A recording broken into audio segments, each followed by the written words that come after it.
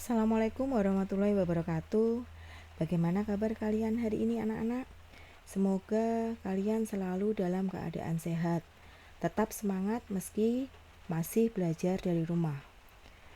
Untuk pertemuan ini kita akan membahas mengenai routing dan routers. Sebelum kita lebih jauh mengenai routing dan router, terlebih dahulu kita lihat yang berikut ini.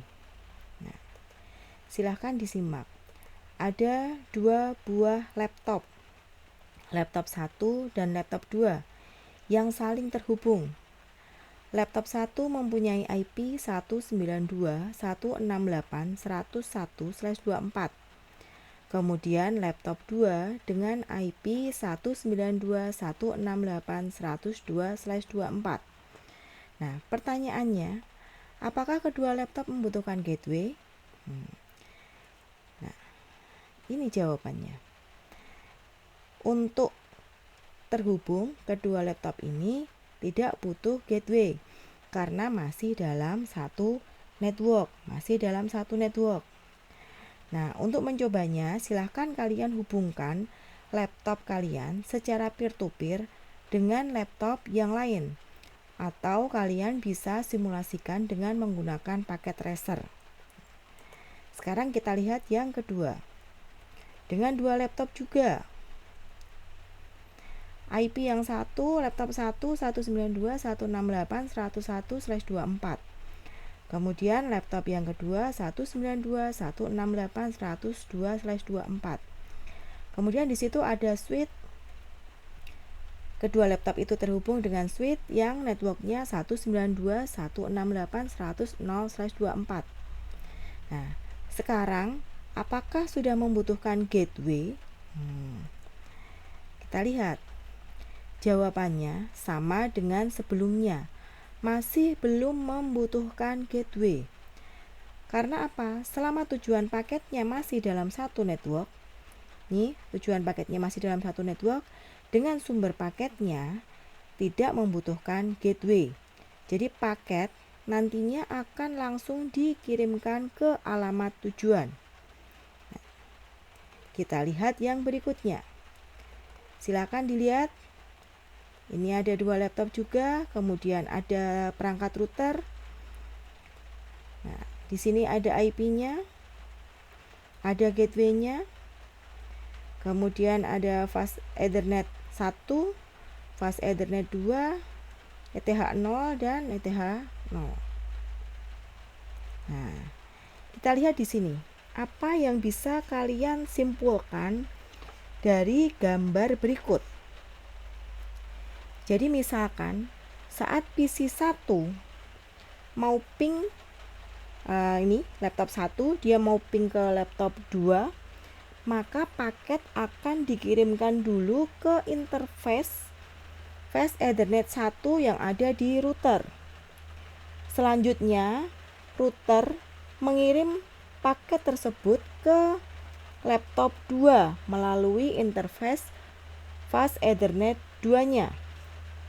Dan belum selesai, sebab ping dikatakan berhasil jika sudah reply.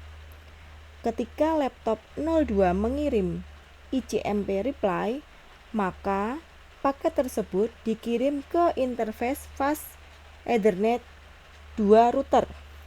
Selanjutnya, router akan mengembalikan ke laptop 01 melalui interface fast Ethernet 1-nya. Nah, nyambung sampai sini? Oke. Gimana kalau misalkan dalam kasus ini laptop 2 tidak mengatur alamatnya ke 192.168.21 sebagai gateway-nya? Nah, apa yang akan terjadi? Paketnya nggak bisa pulang. Oke, lanjut. Sekarang kita akan membahas mengenai routing. Nah, gambarannya routing itu seperti apa? Nah, kita lihat. Routing itu adalah proses pengiriman data maupun informasi dengan meneruskan paket data yang dikirim dari jaringan satu ke jaringan lainnya. Jadi konsep dasarnya routing itu bahwa dalam jaringan WAN kita sering mengenal yang namanya TCP/IP. Masih ingat kan TCP/IP? Transmission Control Protocol Internet Protocol. Sebagai alamat sehingga pengiriman paket data dapat sampai ke alamat yang dituju. TCP/IP membagi tugas masing-masing mulai dari penerimaan paket data sampai pengiriman paket data dalam sistem. Sehingga jika terjadi permasalahan dalam pengiriman paket data dapat dipecahkan dengan baik. Dan berdasarkan pengiriman paket data, routing dibedakan menjadi routing langsung dan routing tidak langsung. Nah, sekarang kita lihat untuk yang routing langsung. Routing langsung. Routing langsung itu merupakan sebuah pengalamatan secara langsung menuju alamat tujuan tanpa melalui host lain. Contohnya, sebuah komputer dengan alamat 192.168.1.2 mengirimkan data ke komputer lain dengan alamat 192.168.1.1 secara langsung. Yang kedua adalah routing tidak langsung. Routing tidak langsung merupakan sebuah pengalamatan yang harus melalui alamat host lain sebelum menuju alamat host tujuan. Sebagai contoh, komputer dengan alamat 192.168.1.1 mengirim data ke komputer dengan alamat 192.168.1.2, tetapi melalui host dengan alamat 192.168.1.3 baru ke alamat tujuannya. Jenis konfigurasi routing ada 3. Ada minimal routing, kemudian ada static routing, dan ada dynamic routing. Untuk minimal routing, nah, bagaimana dengan minimal routing? Minimal routing itu proses routing yang sederhana dan biasanya hanya digunakan pada pemakaian lokal. Ini gambarnya, jadi hanya digunakan untuk pemakaian lokal saja. Kemudian yang kedua adalah static routing. Static routing itu dibangun pada jaringan yang memiliki banyak gateway. Dan jenis ini hanya memungkinkan untuk jaringan yang kecil dan stabil. Ini adalah static routing. Kemudian yang ketiga adalah dynamic routing. Dynamic routing di sini biasanya digunakan pada jaringan yang memiliki lebih dari satu rute.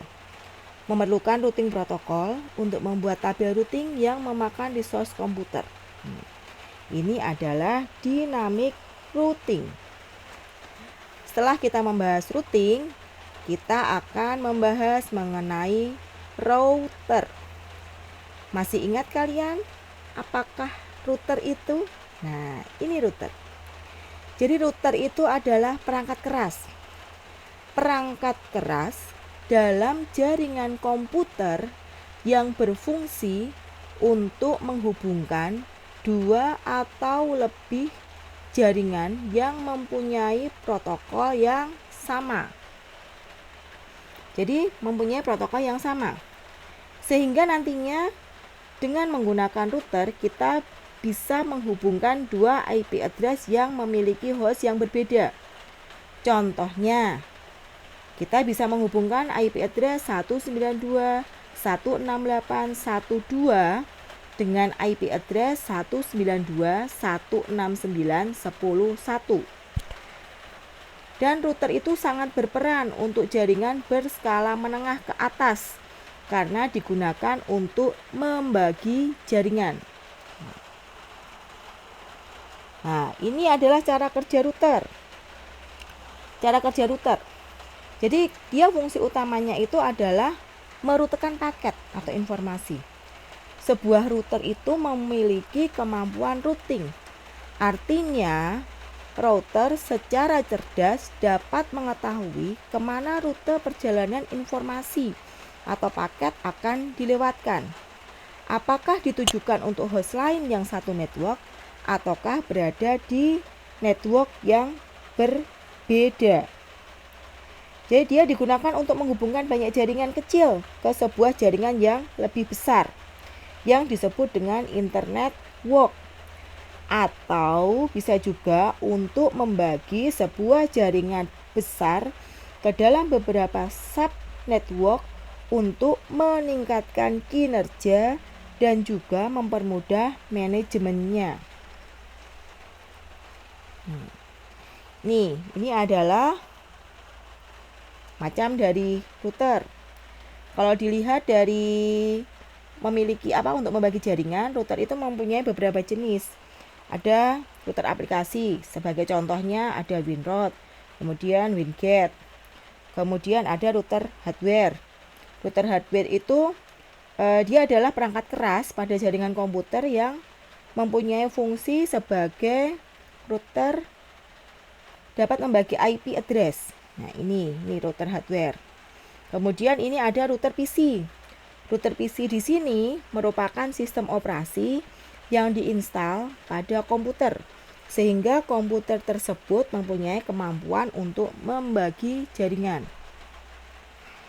Nah, selanjutnya adalah jenis router. Jika ditinjau secara umum, jenis router itu ada dua macam, yaitu router statik dan router dinamik. Nah, apakah yang disebut router statik? Router statik, ya. Router statik itu adalah router yang mempunyai tabel routing statik sehingga harus disetting secara manual oleh administrator. Sedangkan router dinamik adalah merupakan router yang memiliki tabel routing dinamik yang memiliki kemampuan mendengarkan lalu lintas jaringan dan saling berhubungan dengan route yang lain. Nah, ini adalah ilustrasi cara kerja router. Silahkan dilihat di sini. Nah, ini silahkan dilihat. Pada gambar di atas terdapat dua buah network yang terhubung dengan sebuah router. Network sebelah kiri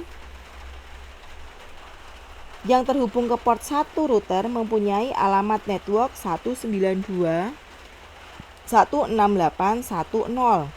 dan network sebelah kanan terhubung ke port 2 dari router dengan network address 192.155.2.0.